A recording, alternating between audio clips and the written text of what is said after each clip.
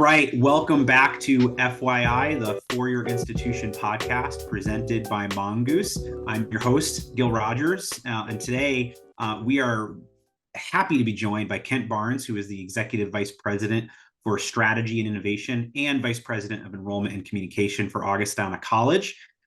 He is joining us today to talk about our continuing coverage of the new FAFSA rollout. So Kent, thank you so much for joining us today. I want to turn it to you to just give everyone a quick introduction who may not follow you on LinkedIn. If they don't, they should. But would love for you to introduce yourself, give a little bit of your background, and then we can just hop right in. Great. Well, thanks, Gil. I appreciate the invitation to be with you and look forward to our conversation.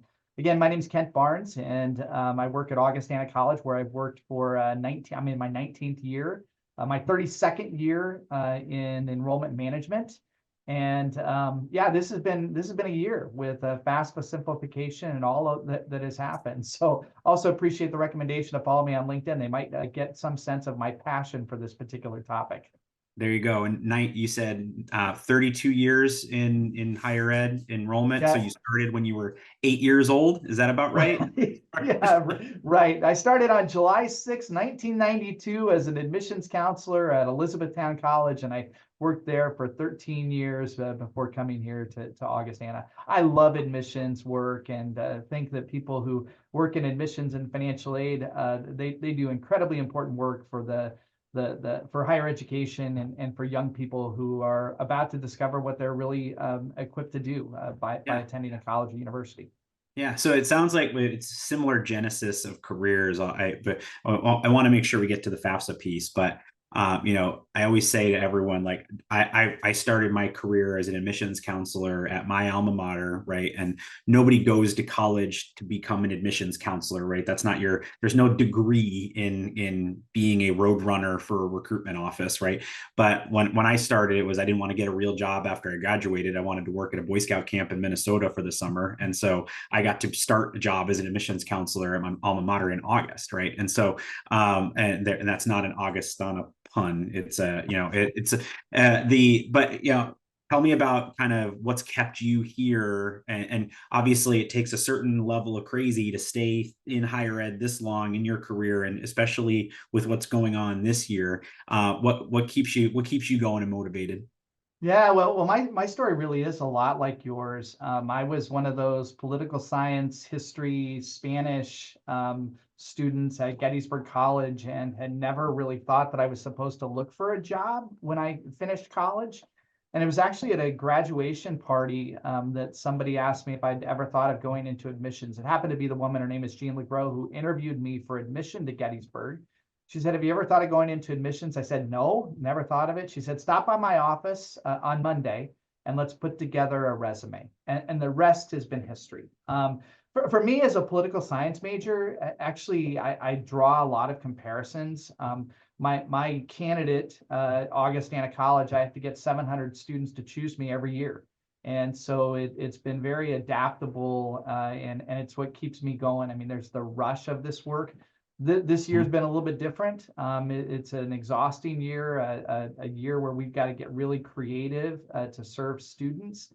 But I just think that the work of admissions people is so important to introduce the possibility of higher ed to students from all different backgrounds. And I've had the great joy of doing that for 30 plus years now. There you go. And I think about all the posts I see every year about people having jobs that are not in the degree they went to school for, right? And it's always how many people are in careers or not. Well, if everybody got a job in their degree, then nobody would be an admissions counselor, right? And so we've got there's silver linings in this whole conversation. So again, appreciate you spending the time hopping on in short order. And prior to starting the recording, we were chatting a little bit about this is becoming a little bit of a running series here at FYI. We recently had Emily Coleman, who's the co-founder and CEO of HAI Analytics, talking at a high level from a consultant's point of view. on how she's working with clients through this process and kind of how the recommendations that they're making. And then we shortly thereafter had Brad Barnett, who's got a really long title at James Madison University. He's basically in charge of the whole place, but based on his title anyway. You're the same with your title. But he's also the past president of NAFA and talking about, the community of financial aid professionals and what they need to be doing to better support. And like I mentioned to you prior to starting the recording, and I'll reinforce to our listening audience, you've been sharing a number of thoughts on LinkedIn about this very topic. And once this series started coming out, I said, we got to get Kent on to talk about this because you've got thoughts, right? And I want to allow you to have a space to share some of those thoughts. And I want to start the conversation with kind of what you're hearing from families in this process and what you're hearing from your staff in this process, because I think these are two areas that are getting highly impacted by these challenges. The former being half of the group has never been through this process before, right? And so but they have lived through remote education during COVID and isolation, and now they're living through this process as part of their entree into the college experience. So what are some of the things you're hearing from families, probably mostly from parents, but what are you hearing from families, and what are some of the things that you think institutions need to be doing better to be communicating with them? Yeah, let's start with families and students. I first of all, I really feel for them. Yes, they're especially if they're going through this for the first time. They have their first in their family to go to college. They don't know any different about this process, but unfortunately, I think that we in higher ed, the higher ed media, school counselors have all projected our frustration onto the families, and I think that this has exacerbated the uncertainty, the frustration that they have. And in fact, I think that early on when the rollout started and there were so many bumps and disruptions, we were actively discouraging students and families from completing the FAFSA because we didn't want them to get frustrated. And I think that's probably delayed submission rates. So a lot of frustration, uncertainty, difficulty with the lingo. And so we've taken an approach of really trying to reassure and also be as transparent as possible. In some respects, and you're a communications professional, Gil, you know what this is all about. There's a lot of care, do, and prevent. We're tailoring our messaging to families, letting them know that we're empathetic to what they're experiencing, sharing what we know at any particular time, and then also giving them a sense of what they can expect from us. And I think that's been really helpful. In fact, I got some really positive feedback from a family that completed our estimator and said that they felt like they'd really been cared for and that we were transparent. But there certainly is a simmering frustration. Now, if I move to my staff, this is the time when they would be closing on students who they've developed relationships with over the course of the last 12 to 18 months. And that's where people get their cup filled in this oftentimes really frustrating work. And so they're frustrated. They know that they're going to have to fit 12 weeks of work into 4. They don't know what that looks like and feels like. And they also know that there are lots of students and families out there that just want the information so they can make a decision. And part of being an admissions officer is having a great deal of empathy. So they're assuming all of that as they go through conversations with prospective students and families. So in a word, frustration. But I do want to say, my wife and we submitted the FAFSA last weekend, and it was a great experience. Fewer questions. In fact, when she finished, she said, did I do something wrong? So even with the frustration and the uncertainty, there probably is a silver lining, which we can talk about it at some point also, Gil. But that's what I'm experiencing from both families and from staff. Grow your student community, help them stay, and encourage giving with Cadence, Higher Ed's premier engagement platform from Mongoose. Designed exclusively for higher ed by higher ed professionals, Cadence helps you engage your audiences with the perfect balance of AI and personal connection. Talk to students, parents, and alumni on their time and how they want. Empower your staff with integrated text and chat inboxes that gather all conversations in one place. Reach out to learn more about how our best-in-class service, support, and integrations have helped colleges and universities like yours have smarter conversations. From text to chat, make every message count. Yeah, so it's interesting because you said that and you mentioned it earlier on as this, simplified FAFSA. I think this is far from a simplified process, but at least the form is simplified, right? So, you mentioned your institution has an estimator tool, right? What are some of the things that you're seeing, colleagues at other institutions do?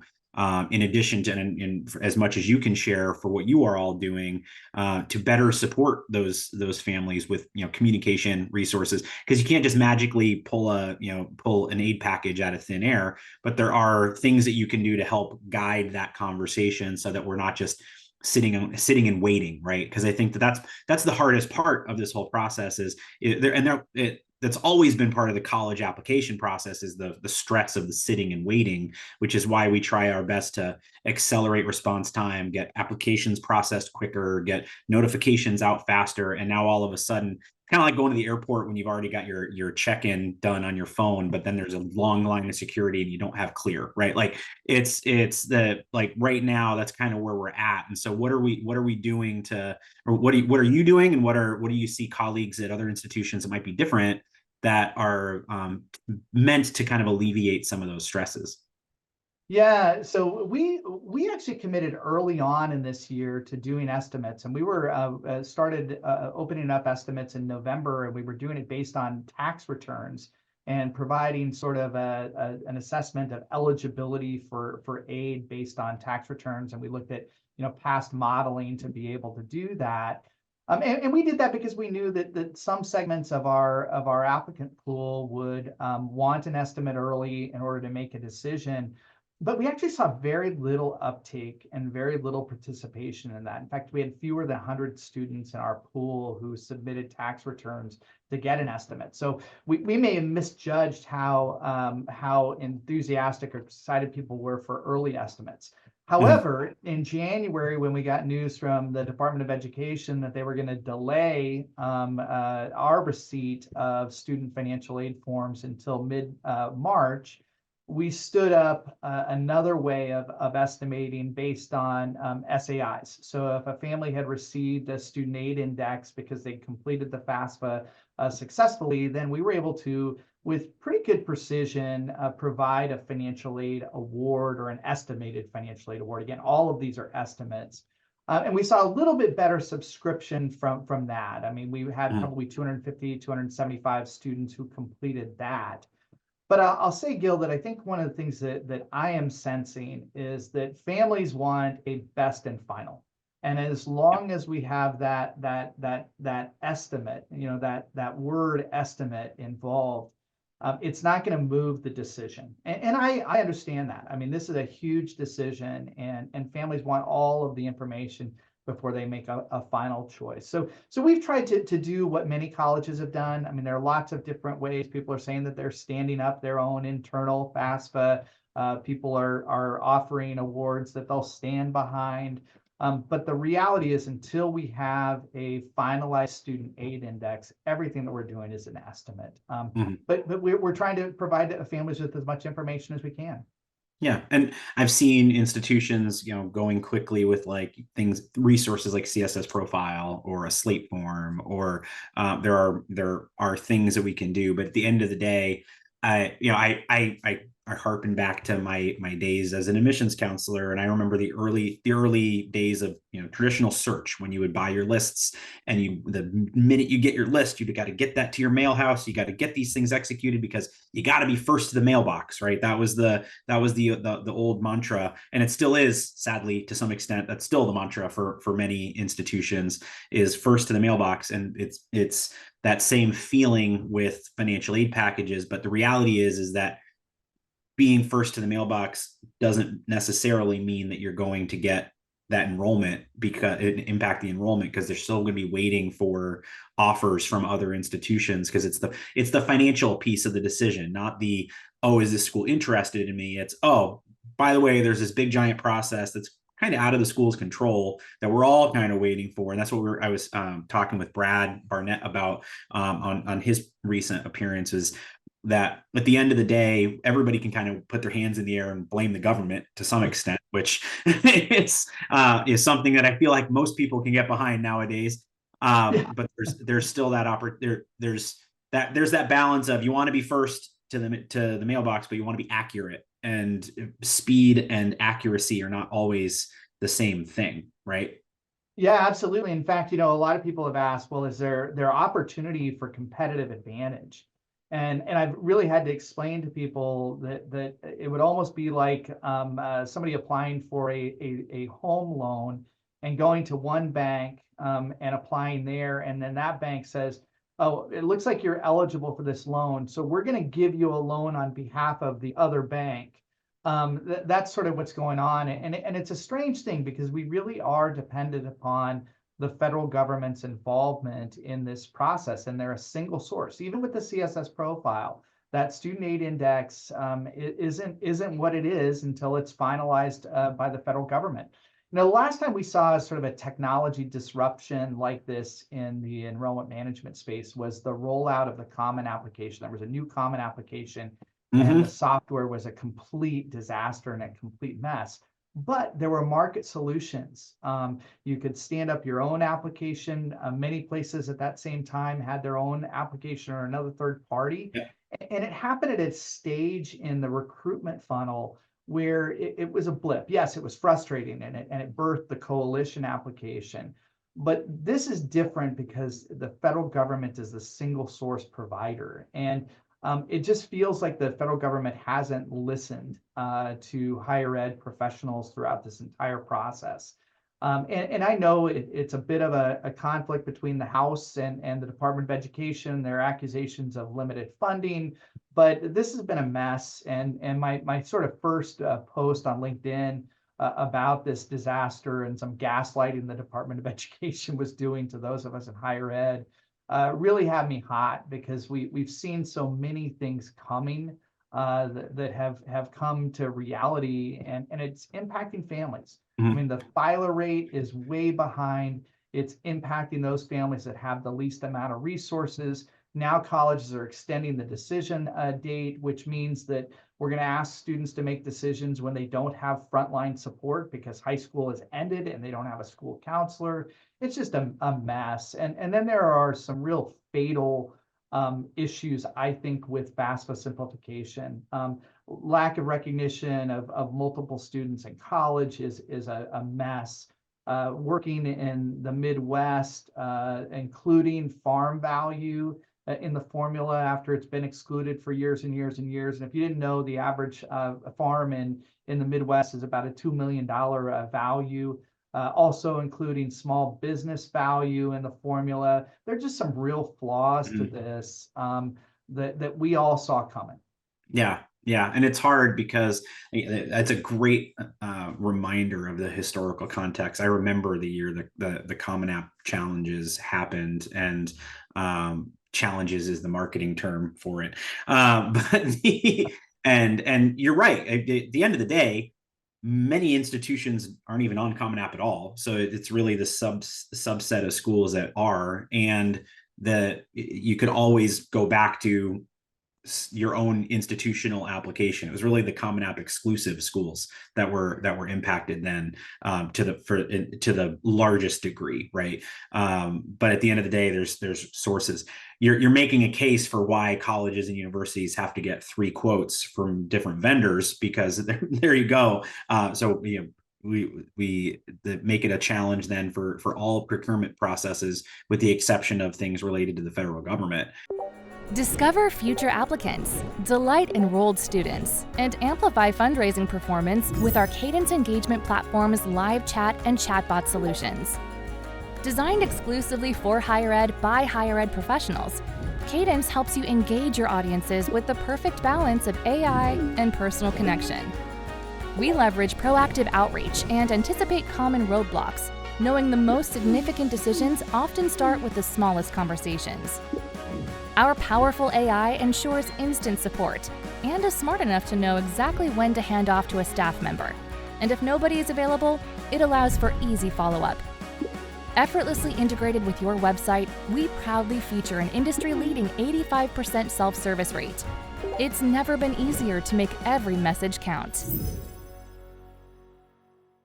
So if you could wave your magic wand and make changes to how, and part of it is you can't go backwards, we can only go forwards, right? And so let's look at it that way. If you could wave your magic wand and starting today, what are some things that the government could do better or do at all to better support institutions and families in this process now?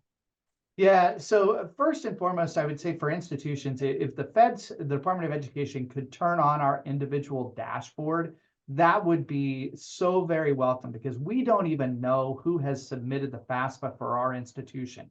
All that we know is the larger trends, and each institution has a dashboard, and just understanding volume would be tremendously helpful for us. The second thing is to make sure that the Department of Education fulfills its promises. Last Friday, we were supposed to get 100 test ICERs, and at the end of the day, we'd not received those 100 test ICERs. Hopefully they're coming today or tomorrow, but that was a promise made, and we didn't receive those. We've got to have the Department of Education meet this mid-March deadline, because even when we start receiving ICERs, we still have a lot of testing to do. And it sort of feels like we're going to be into the first part of April before we're offering financial aid awards. And that was exactly the opposite of what we all wanted for students and families. Mm-hmm. Going forward, we've got to get back to a rational timetable of October 1st availability and submission. What we're doing to families this year is really unconscionable. And I don't know that the concierge service, the $50 million investment the Department of Education is making, is going to make a hill of beans a difference to institutions. Let us do our work, get us the ICERs that we have, give us an opportunity to communicate with our pools, to incentivize FAFSA submissions, so that we can get students and families the information they need. I mean, that's what we need right now from the Department of Education.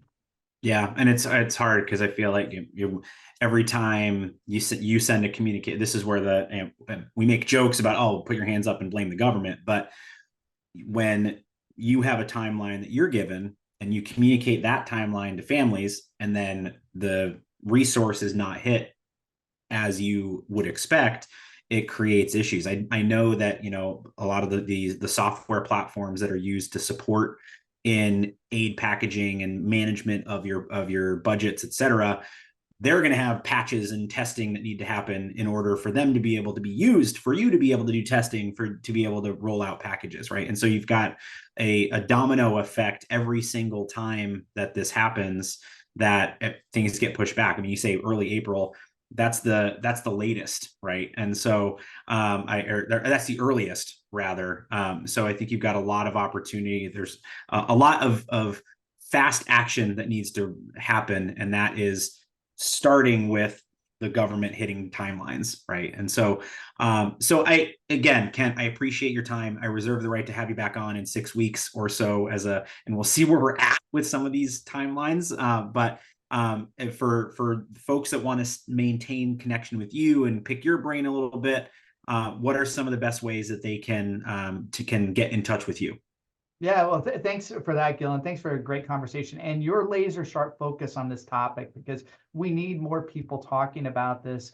The first thing that I want to make sure that everybody understands is that if you know a high school senior and they have not yet submitted the FAFSA, please tell them to do that as soon as possible, because we know 100% of the students who don't submit the FAFSA will never find out what aid for which they're eligible. And at this time, when we've got non-consumptives not going to college, we want to make sure that we're able to deliver financial aid and create those pipelines of access to higher ed. So that's one message I want to make sure. The second thing is let's continue to have hope in this process, because I do think that FAFSA simplification at its core is absolutely student and family friendly.